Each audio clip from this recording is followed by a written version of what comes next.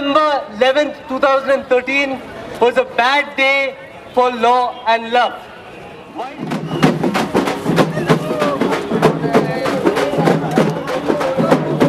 What have we done since this particular judgment has happened?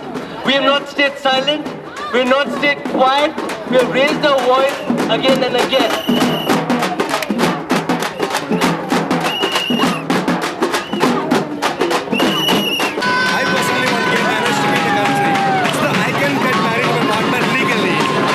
Being accepted for who I am, who I love, no matter what I do. Well, I dream of a simple life without any complications, just peace,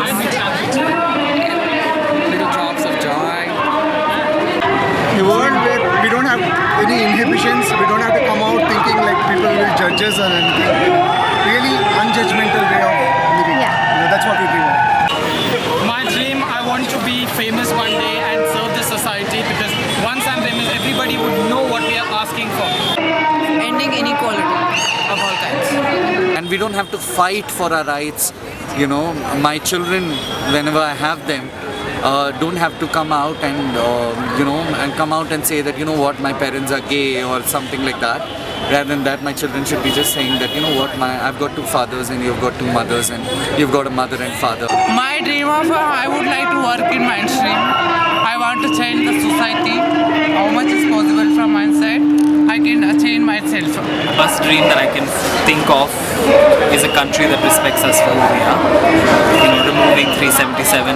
We thought about reading it down, we thought about looking at it differently, we thought about looking at it from a legal perspective, but what we've realized at the end of the day is the mere presence of 377, the mere presence of 377 is problematic enough. This movement is important because it's based on the premise of individual dignity. The point we are making is that everyone is entitled to live a life of dignity, and that humiliation is something we're fighting against. It's very important because we are considered to be a minuscule minority. We are considered to be small in numbers, and if this number at this Pride Parade is small, then hello, you need to redefine small. And so it becomes very important that we come out to the streets and we assert our rights. If I'm the only gay man in the whole of India, still my rights are important.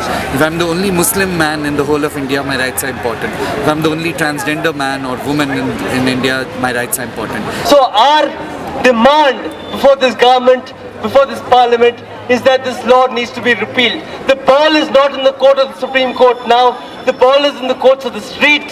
The ball is in the hands of politicians, and we need to ensure that the Union of India moves to repeal this particular law. We need to redouble the kind of protest we're doing. We need to get more and more onto the street until this law is no more. And when this law finally goes, it will not only be a law which goes, it will be a social attitude which will transform. And that is our objective. There's a famous line by Langston Hughes.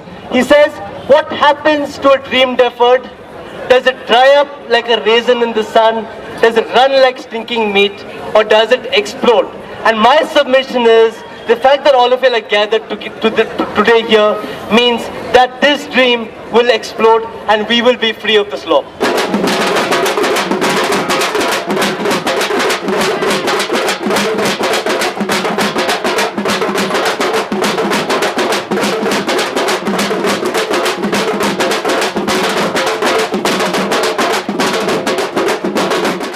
The dream is really a life in which every person is free and equal in dignity. That's a life to dream.